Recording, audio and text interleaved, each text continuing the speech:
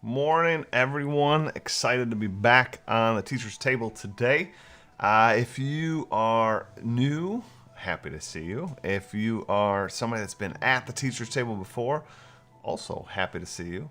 Pull up a chair and we're going to chat. Today's topic, I think, is a good one and one we should kind of dig into. And I'm really curious what you guys all think about on the topic of grading and sort of we're I think this time has sort of challenged some of our thoughts around grading, and I'm curious where you guys are at with grading. What do you like? What would you love to change? These are some of the things we're going to explore today together. Excited, like I said, to have you guys here. As always, drop that sort of name into the box. If you are catching this later and you want to join in the conversation, drop it down into the comments down below. We check those. This community is a pretty active community, so I'd love to hear from you guys. All right, so we got Kathy Sue. Let's do a little intros. We got Kathy Sue here. Thank you for being here, Kathy Sue. Don made it. Really excited to hear from your experience and perspective on sort of grades. Nick Davis is here. He has had several roles over his time as a teacher. Excited to hear that. Luke made it. Awesome. High school science. Love it. Kyle made it back. Phil made it. Good to see you, Phil. Carrie's here. And Jennifer Ledford made it. I'm loving it. This is fantastic. Good crew to have this discussion with. Cheryl made it from Salt Lake City. Love it. I'm drinking my coffee. I gotta tell you, so my birthday was the other week, and I got a coffee grinder that I'm kind of excited about, taking my coffee game to that next level. That's been awesome. Trying various whole bean coffees, different grind sizes. I'm sort of nerding out on coffee, and I dig it. Who else we got here? Lance made it. Love seeing you here, Lance. Good to have you at the teacher's table. Becky made it. That's awesome. So we are today talking about grading and hopefully sort of challenging our perceptions towards grading. It is an old system. It's not a new idea to grade people or anything like that. In fact, being the nerd that I am, I decided to sort of look up grading in education, and this is what I found. This idea of GPA for colleges. You dig into sort of the history of grading here, and you can see kind of that this system goes back to the 1700s, right? That this idea of grading people, 1792, and the thing that sort of surprises me about that, why that seems super old, 1792, the idea of like schools started in ancient Greece, at least in the Western world. So what did we do before that, right? This idea of actually giving a marked score, some sort of numerical score to their work, to their product. That didn't come until 1792. So, this thing that we think is so core to what we do and how we do it, and that without it, students wouldn't perform, is sometimes what I hear from teachers. And the reality is, like, geez, for thousands of years, we weren't giving a numerical score to their work product. So I find that kind of interesting. And then obviously from 1792 till now, we have, well, I shouldn't say till now, 1792 till a little bit ago, we were pretty much using that model of just numerically scoring students, taking averages, right? Come out with this idea of GPA, where you're going to average all the scores together on a 4-point scale. Some do 5-point scale, some countries. So that's fascinating to me. And then obviously a little bit ago, we started the whole standard-based grading movement, and that's been interesting to sort of watch and see, coupled with just the idea in general of standards, which came out before standard-based grading, this idea that we should have sort of these measurable targets that we're sort of working towards, and that we can clearly define what students are going to get out of our courses, assuming that they follow all the tasks and do all those things that really we're sort of guaranteeing that students should be here. If they're doing their job and I'm doing my job, that's where we should be.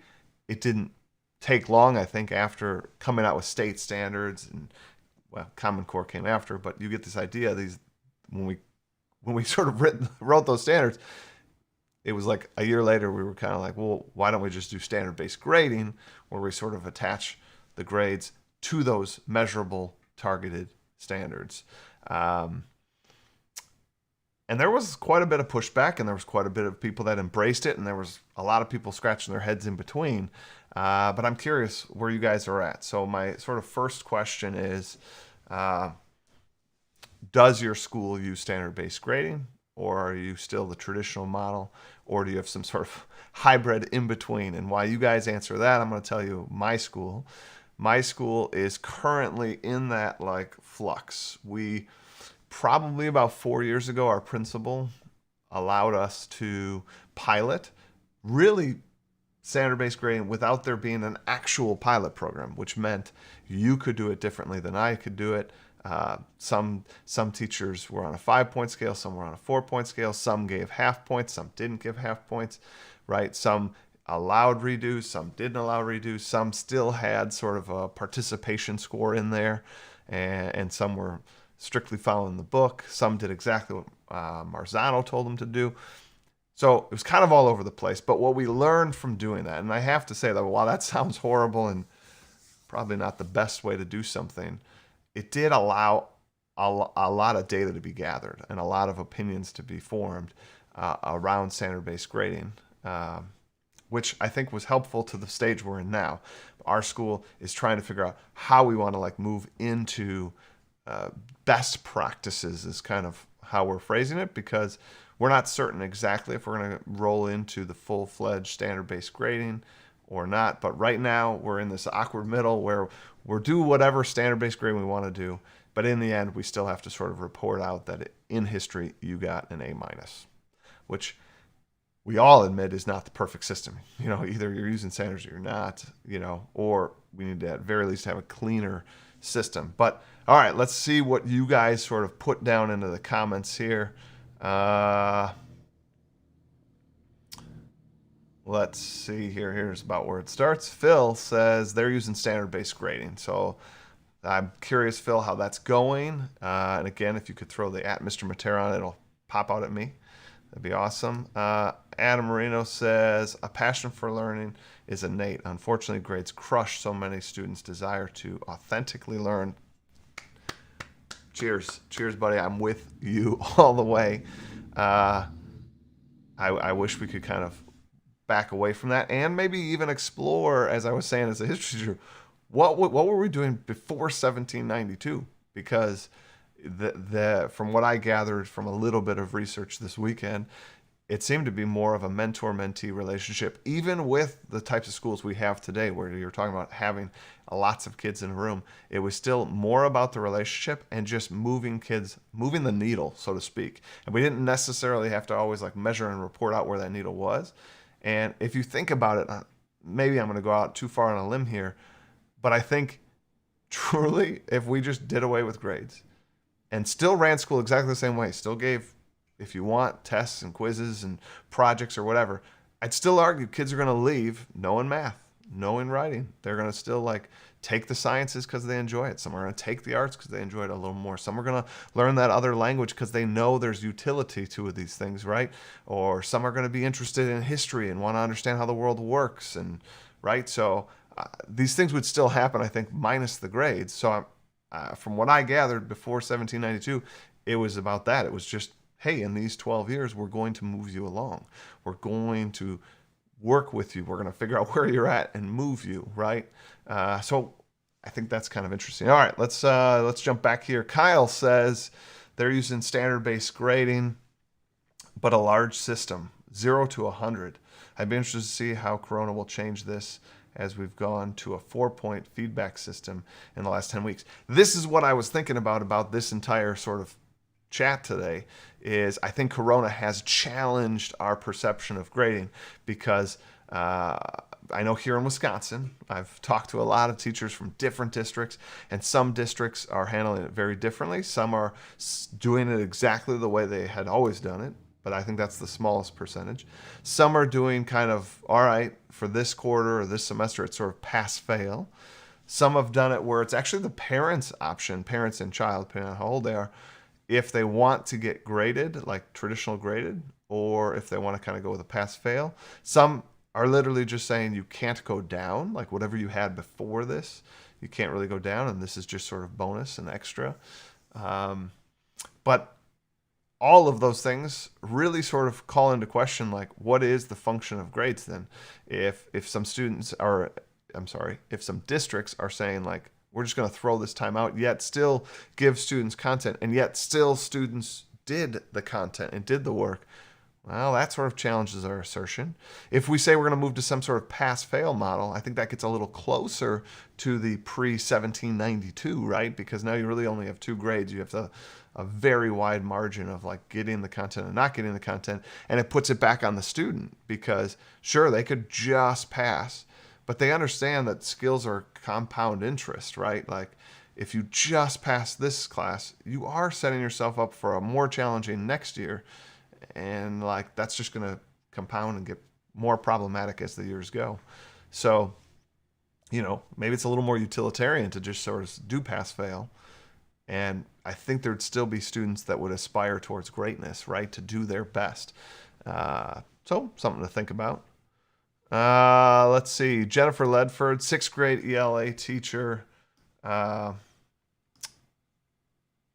who is sort of against the grain grade-wise at our school. We are traditional grade, and yet I've been trying a mastery model. I like this idea of a mastery model. Jennifer, I would love to chit-chat with you a little bit. Maybe that could be a well-played with us. You haven't been on in a long time.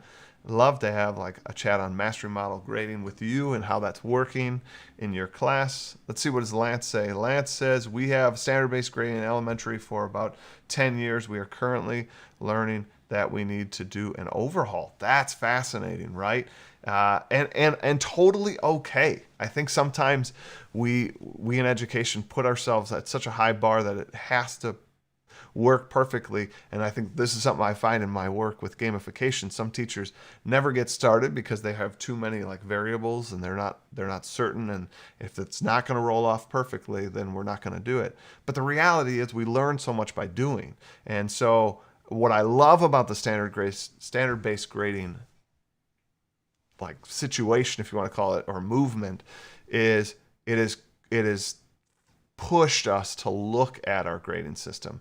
And you guys have been doing it pretty much since it started, 10 years. That's fantastic. But you know what? That doesn't mean it was the perfect right horse. So that, fine-tuning it, making it better, moving to something like a mastery model or another option, like that's fascinating to me. And that's awesome that you guys are cognizant of that, as opposed to just sort of taking the staunch like, yes, we bet on the right horse, we're just going to keep doing this for the next 50 years. That's what kind of got us in this mess, right? We've been doing it one way for a long time without really questioning it. I forgot to put up today's like goal. Somebody just reminded me of that. We're at 25. We're at 9 right now. Let's see if we can climb up there. Let's see. Kathy Sue says, the teachers I work with in 3 different districts are all over the books. 2 hybrid, 1 traditional. That sounds a little bit like my school, just teacher to teacher, right? We're kind of all over. But again, I think that that's okay. We're in a process of change. We're in a process of sort of molting off our one skin and trying to like get into that new skin. And I think that that's okay that we're a little all over the place. This is a transition time, and that's okay. Carrie says we're still using traditional grading. That's something that I hope this coronavirus thing gets us to really shine the light on grading. What's important, how to do it, how best to do it. So that I hope, Carrie, that for your district that they think about this and reflect on this time period. I'm curious what your district did for Corona. Let's see.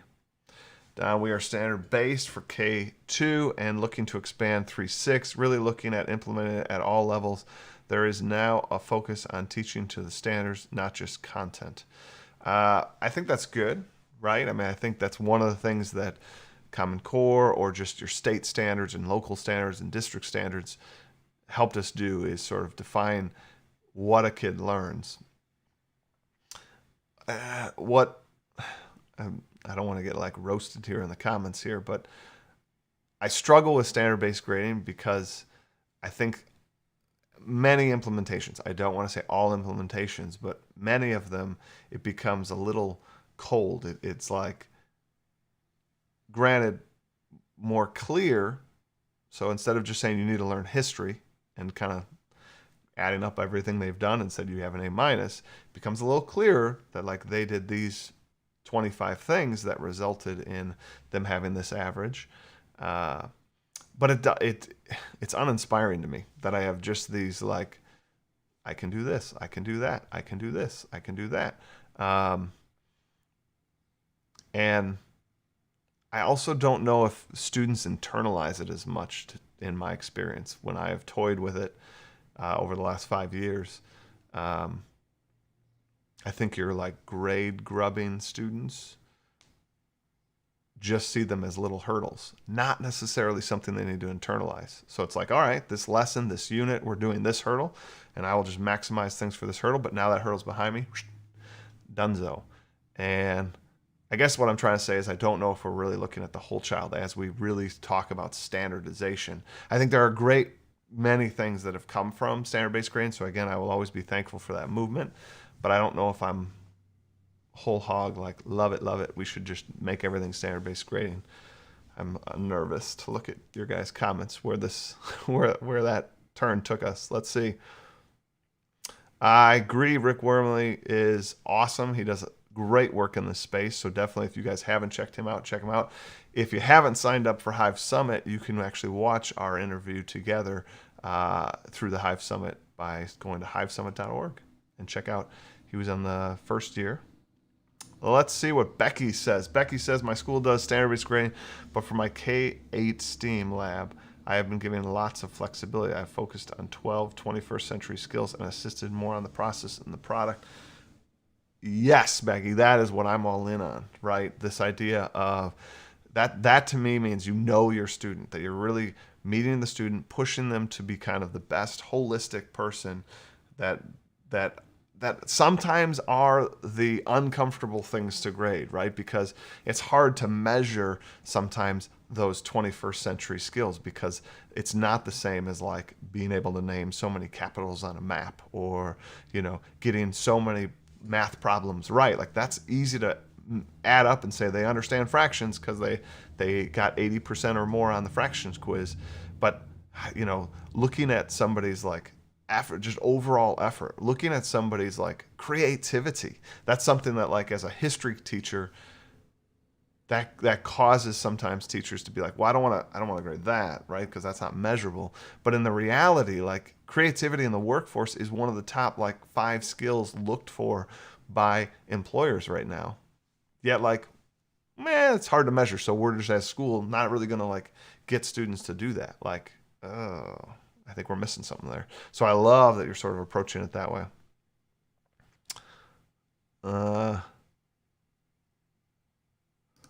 Yes, On Your Marks, good book. I've read that. Love it. Good suggestion, Don. Thanks for throwing it in there. You guys should check it out.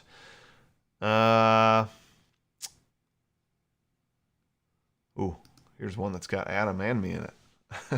I agree, but on the other hand, kids learn to play school. They earn the grade, but do not retain. So I guess I don't know where you guys were in that conversation, but playing the game of school is always going to happen. That's actually one of the things I absolutely love about gamification because it frees you as the teacher, as the game designer, to change the game of school. In fact, you can change it every unit. You could change it every lesson if you wanted, right? Because in a game, there is inherent flexibility in the system.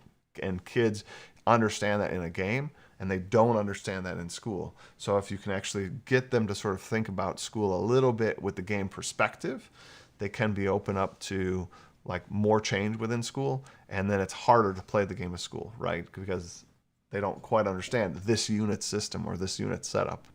I don't know if that attaches to your conversation. Again, I wasn't reading every single one here. Let's see. Lance says, the downfall of our current standard-based grading. Okay, here we go. This was an answer to my question. Is that we still rely solely on tests. We are moving towards a hybrid with performance events, tests, portfolios. Our system was 4-point, but moving to a 3-point. Interesting, Lance. Again, something I'd love to explore with you when you got the time.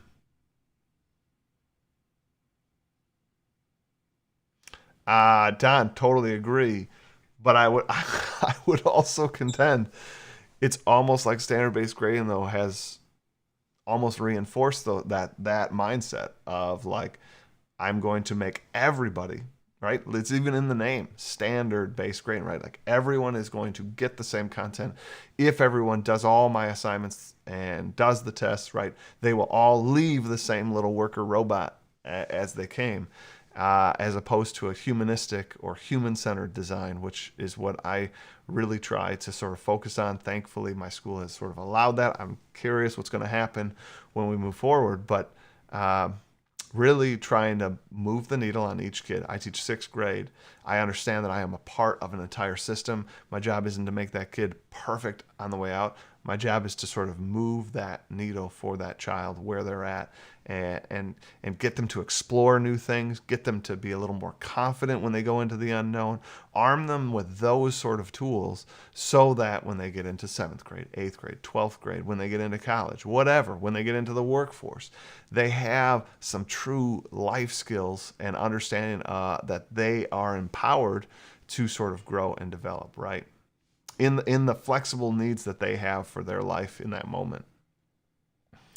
Nick says they use traditional grading. I struggle with what they know and grading behavior. My team gives zeros for missing assignments. That's harsh. The zeros for missing assignments is a tough one. I'm curious. Like, I don't know the solution, and sometimes my mind goes to a gamified solution where maybe on things like diplomas or end of the year certificates or honor rolls and those kind of things, maybe we should have an extra distinction, right? That like have a completion rate, right? Or have some sort of factor in there that can kind of almost like high honors, but high honors might be some of these skills that are more intangible and possibly the process score that you're talking about, Nick. Like if you didn't do your homework and another kid did, like, I think in some respects that's worth noting. I don't know if a 0 is the right way to note that, though. Mr. Matera and chat, how do you transition from traditional to different systems if going to change as an individual versus building a district? Justin, I don't know if this is great advice. I hope you don't get fired by this advice, but I have to tell you, in my experience teaching, and I've taught at 3 different schools, if you're doing right by the kid, you don't really suffer that much. So, and my other bit of advice is you are sort of the captain of your classroom, right? And captain/coach is probably a better one to sort of say, because these are your players. These are the people that you have before you, and you have a very limited amount of time. And I always tell my students to leave a legacy, but I also put that upon myself. I want to leave a legacy. I got 180 days with these kids in front of me. We teach a block scheduling, which means I only see them every other day. So, all right, my 180 got cut down to 90. I only have 90 days with these kids. How can I move them? How can I reach them? How can I leave them better off and the best I can in those 90 days? And to me, doing sort of the traditional model in both senses, the traditional model of standard-based grading for me and the traditional grading in general, isn't the best way. I'll fully admit I don't have this. I'm not telling you, and the best way is this. If I did have that, I would go out and sell 100 books about that and whatnot. But I will tell you, in the things I've explored with gamification, with purpose-driven learning, with just a human-centered design focus, something I have called variable-based grading, because I kind of want to rage against that word standard, because our kids aren't standard, right? And we know in the workforce, in fact, standardization is like the worst thing, because you know what? If it's a standardized skill, that's the kind of thing that can get replaced in the workforce. So anything we can standardize, a computer can do. A computer can do right now if we can standardize it. So to standardize, to have a kid go through 12 years of education of standards, you are preparing them for the job that doesn't exist for sure, because that's the thing that's going to get replaced. So we have to get ourselves more attuned to what is going to come, and what is going to come, we don't know, which again, honoring that, we should probably more pitch to variable-based grading, that whole child, that human-centered design, where we're really thinking about pushing the student. Again, oof, you guys got me on a soapbox. I hope the comments don't crush me. We're at 17 on the likes. Let's see if we can get to that 25. I want to see some confetti today.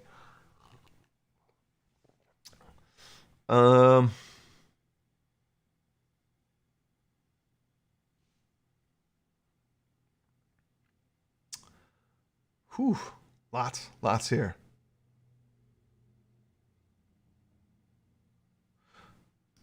There's a good bit of advice here from Kyle. Not a perfect system, but trying to balance the district grading with newer grading systems. I mean, you got to always, what's the line, you got to pay Caesar his coin, right? So, like, yeah, striking that balance is probably good advice for sure.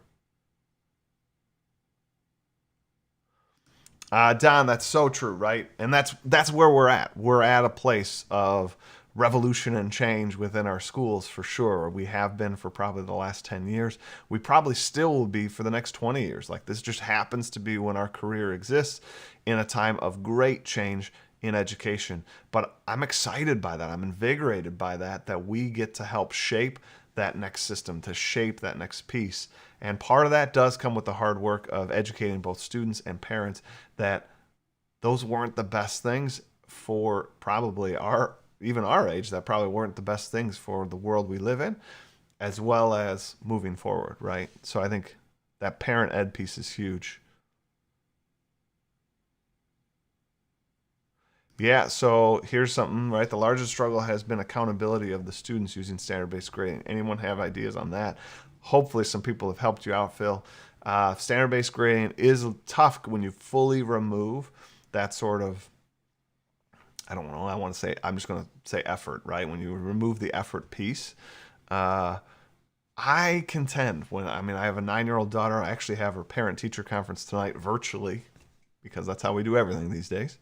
And I tell you, every single parent-teacher conference that I have about my daughter, my questions remain the same. Like, I want to know the intangibles. Like, I don't need them to run down the list of standards that she can do this, she can do this, she can do that, she can do that. I'll work a little more on that. Like, I want to know, is she a value add? That's the way I'm going to sum it up. Is she a value add to the classroom and to the school community? Is there anything that's way out of norm for the grade? Like, sure, you can tell me that if there's something that she is super struggling with. But short of that, like, if she's a little high on this and a little low on that, just a little, like, if you're just based on those norms, she's going to be okay. So what I want to know is she a value add? And, standard-based grading, I think, sometimes removes that value add. You could be a complete nonsensical person, but as long as you hit those standards, fine. And to be honest, that's not the world I want this person to grow up in, and thinking that they can kind of be not a value add to their community. But standard-based grading has made that, like I said, I started at the top of the hour with, it's kind of cold. Just learn these stats. Don't care about your neighbor. Just learn those things. Here's the standard. Plug them in. You'll be fine. But like I said, standards can be replaced. Let's see.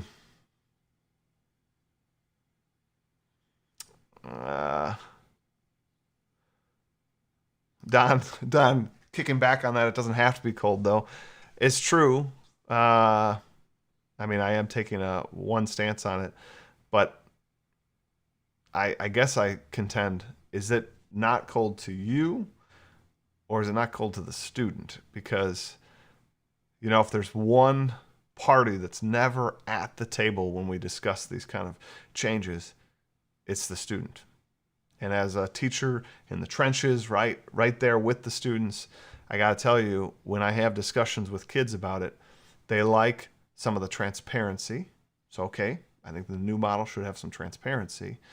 But they also find a report with, 25 standards in history, 25 standards in math, 25 standards in science, so on and so forth in their 9 classes to be a bit overwhelming, right? In some respects, like too much. And in our social emotional learning side of things, we know we have a problem in the United States when 1 out of every 2 kids have some emotional struggle attached to school. And I think all of a sudden having 100 standards per kid can cause some problems there. I see we reached 25, so yeah, let's do it. We made it, peeps. I'm excited. We hit our goal for today. That's fantastic. I'm sorry I wasn't able to get to everybody's comment today. We had a lot of great comments. This was a rich discussion. I hope you guys enjoyed it. I can't believe I'm looking at the time. It's already 8:31. That's crazy to me. But this was a great conversation. I hope I didn't offend anybody with my stances. It's just how I think and where I've been and what I've seen. So I'm trying to catch back on some of these things. But what a great chat. I hope you guys got something out of it. There is a whole slew of comments I didn't get to. I apologize, but what a rich discussion. And tomorrow we're going to do our Tool-tastic Tuesday, where we're going to talk about a tool you guys can use. Hopefully you can make it for that episode. And we still got to figure out what we're doing after this week, because this week ends my school year, and we said we were going to do this morning one throughout the school year. That ends this week, so we're going to go till Friday, but by Friday we got to figure out what we're doing. So put your head on that, think about that, noodle on that, and definitely, hopefully, you guys make it back tomorrow for another Teacher's Table. All right, guys, you take care.